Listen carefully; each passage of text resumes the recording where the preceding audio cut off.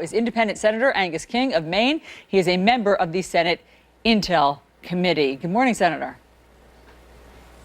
Good morning, Allison. How are you? I'm doing well. Thanks for joining us on this very busy news day. And I don't just mean your work in the Senate Intel Committee. I mean your birthday. Happy birthday. Thank you. All right, enough frivolity. Let's get to the news. So, will you, as part of the Senate Intelligence Committee, grant immunity to General Michael Flynn, who is asking for it? Well, certainly, I think it's premature to answer that question now. There's a process that has to be gone through. The committee has to. It isn't the decision simply of the chair or the vice chair. So we're going to have to understand exactly what he's proposing. But one of your commentators earlier made the point that he's also the subject to an FBI investigation. We don't want to do something that will compromise that. So whatever we do will be in coordination with the FBI. Well, Senator, here's what we know so far, is that Michael Flynn's attorney says he has a story to tell about Russia, meaning either the ties or Russia's meddling or the hacking or a combination of all of that. Don't you want to hear that story?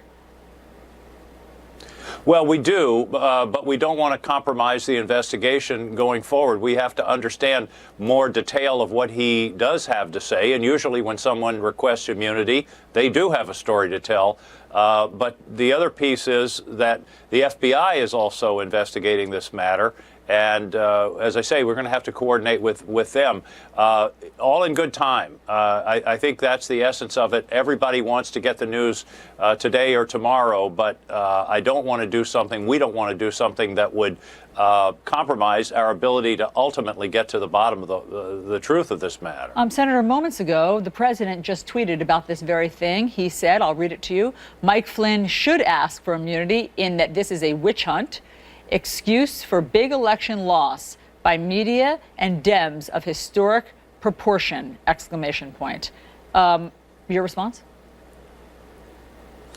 Well, I wish he'd taken a couple hours yesterday and watched the hearing that we had at the Senate Intelligence Committee. There is no doubt whatsoever that the Russians were behind an effort to interfere with our elections. That came through loud and clear, number one. Number two, there's no doubt that this is a Russian pattern for years. One of our witnesses took it back into the 30s. They've been trying to do this kind of disinformation as part of their toolkit has been. They're doing it right now in France and Germany, and to continue to deny that is just flies in the face of all of the reality. One of the witnesses testified how we know it was the Russians and the technical background. So this is not a witch hunt. This is an effort to get to the truth of some very important questions, and I don't think the president does himself any good by continuing to deny what is, I think, very straightforwardly established. Now, there isn't whether or not the Trump campaign was in coordination with the Russians is not established, and that's going to be part of the investigation. But when you start denying the basic facts that something happened that the Russians were behind, I just think it undermines the president's credibility on the subject generally. Senator, I want you to explain a little bit further what you learned yesterday that makes you say there is no doubt whatsoever that the Russians interfered, because we've been saying allegedly interfered. What to you is the smoking gun that makes this not alleged but a fact? Well, one of the important pieces of testimony yesterday afternoon, we had about four hours of hearings yesterday, was by a guy named Jim Mandian, who is he's probably one of the leading experts in the country on cyber intrusion, cyber attacks, the forensics, which is how you determine where it came from. And he testified at some length about the technical background on how they draw their conclusions, that it has things to do with where's the IP address, what time of day were these things, what are the kind of standard software and computer language that's used. This is a science, and I'm sure there's a bit of an art to it too. But also, this was the unanimous conclusion of the intelligence community way back last October, and again, part of the evidence is that they're doing it right now. We know that they're involved in the presidential campaign in France, trying to promote one candidate and trying to sully the reputation of the other. So I think that's established. And the longer the White House or the president tries to argue with that, like I say, it undermines the credibility.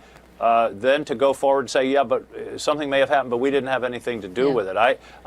Everything I've seen, and particularly it was underlined yesterday by the witnesses that we had, that we know that the Russians were doing this. It was a very sophisticated operation. And by the way, one of the things that came clear yesterday is they're going to keep doing it. Buckle your seatbelts. This isn't a one-time deal in 2016. There was something else that happened yesterday at your hearing, another witness that said something very eyebrow-raising. This was Clint Watts, a national security expert. Let me play for our viewers what he said.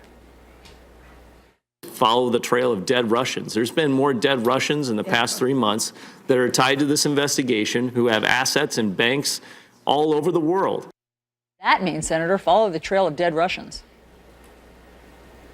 Well, he was following conversation about follow the trail of the money, and there have been a number of deaths. Vladimir Putin's opponents have a way of turning up either dead or sick or in some kind of extremist. But were those people somehow connected to the U.S. meddling? I don't think you can make that connection. I'm not prepared to make that connection. They may have just been garden variety opponents of the regime in some way. So there may be a connection. I'm not ruling it out, but I'm also not saying that there was. So I think that's yet to be determined. One of the things we learned yesterday is there's a lot more to come. There is a lot of information out there. We're starting to dig into it on our committee. I think all of us have now been to Langley, to the CIA headquarters, and started to go through the classified documents. I have.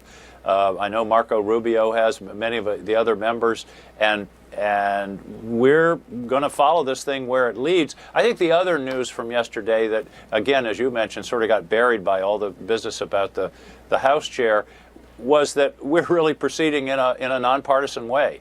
And I think that's really important. It's not going to be easy. There are going to be times when it's going to be a strain on that. But I think many of the members on both sides realize that Vladimir Putin is an equal opportunity bad guy.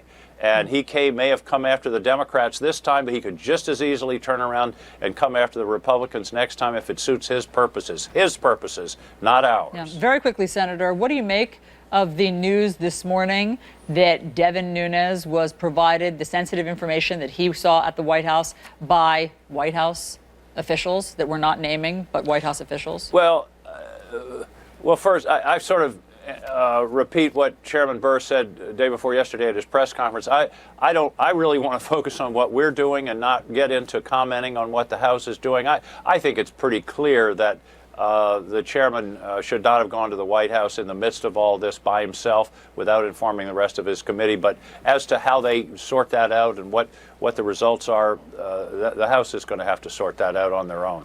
Senator Angus King, thank you very much for being on New Day. Have a great birthday. Thank you. John.